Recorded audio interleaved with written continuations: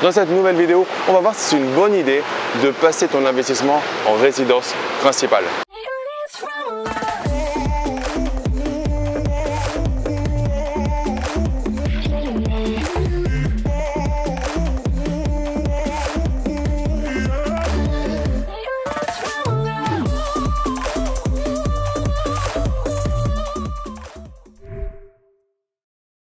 Salut à toi, c'est Damien, j'espère que tu vas bien. Donc dans cette vidéo, on va voir l'intérêt ou pas de passer ton prochain investissement immobilier en résidence principale. Donc je reçois beaucoup de questions à ce sujet, j'en ai aussi beaucoup dans les membres de mes programmes, mais même des gens qui regardent la chaîne. Comme toi d'ailleurs, je t'invite à t'abonner à la chaîne pour rejoindre des milliers d'investisseurs abonnés à la chaîne. Tu as le petit bouton s'abonner ainsi que sur la cloche, ça te permettra d'être prévenu quand je publie de prochaines vidéos. Donc ça peut être une bonne chose. C'est-à-dire, en gros, ce qu'on va dire, c'est que voilà, la banque préfère l'investisseur qui a d'abord sa résidence principale. Donc, qu'est-ce que tu fais? C'est que tu fais plaisir à la banque et tu vas dire que c'est ta résidence principale. Ça a quelques inconvénients et quelques avantages. Donc, l'avantage numéro 1, clairement, c'est que ça devrait te permettre d'avoir ton investissement immobilier plus rapidement. Dans 95% des cas, même 99%, il n'y a pas de conditions particulières qui feraient que tu serais hors la loi si tu fais ton prêt pour avoir ta résidence principale et qu'au final tu le mets en investissement locatif. Normalement, on regarde bien tes conditions générales et tes conditions particulières, mais il ne devrait pas y avoir de problème. Là où il peut y avoir des problèmes, c'est sur les prêts conventionnés 1% ou 0%.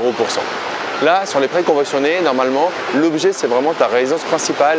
Et si ensuite, ta résidence principale devient, pour n'importe quelle raison, du locatif, normalement, tu devrais être obligé de solder ton prêt aidé. Enfin, je te laisse voir le nom au moment où tu regarderas cette vidéo, mais du PTZ, prêt 0, 1%, tous ces prêts-là, un petit peu différents.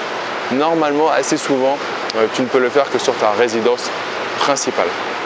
Alors après, il y a la question de confiance. Est-ce que tu trahis ta banque si jamais tu dis résidence principale puis tu le mets en investissement locatif? Alors mon point de vue, c'est que des partenaires, déjà, tu peux en avoir beaucoup.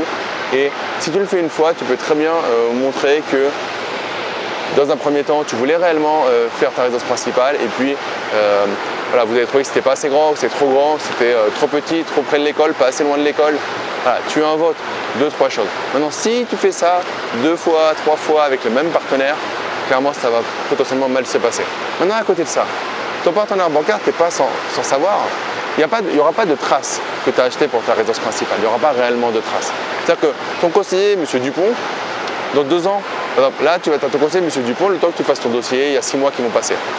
Ensuite, tu vas faire un autre dossier, bon, peut-être dans cette boîte, dans une autre. Mais d'ici 1 an et demi, 2 ans maximum, il va y avoir une mobilité. Et du coup, ton conseiller va partir, tu auras un autre conseiller qui ne saura pas que tu avais fait un petit coup de Trafalgar au premier. Donc, en fait, ça va tourner. Et tout ça pour dire que tu es en train de te poser des questions qui n'existeront pas. C'est-à-dire que la banque, d'une certaine manière, elle n'en a rien à faire. Il n'y a pas tu m'as trahi, etc.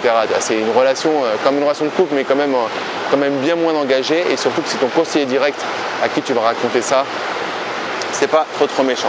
Après, moi, ce que je te conseille et je te recommande dans un premier temps, c'est de passer ton investissement, de tenter comme un investissement immobilier.